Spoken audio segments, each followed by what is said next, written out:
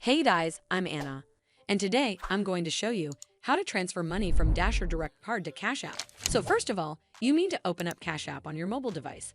And then, from the home screen, tap on the profile icon in the top right corner. It'll take you to this screen. From here, scroll down and tap on Linked Banks. Once you're on this screen, you simply need to tap on Link Debit Card. It'll then ask you to enter in your Dash or Direct Card details. Over here, you need to first enter in your Dash or Direct Card number. Next, you need to enter in your Dash or Direct Card expiry date and the 3-digit CVV number. And finally, you need to enter in your zip code right over here. Zip code is the same as your postal code. Once you're done entering your Dash or Direct Card details, tap on the Link Card option in the bottom right corner and your card is linked.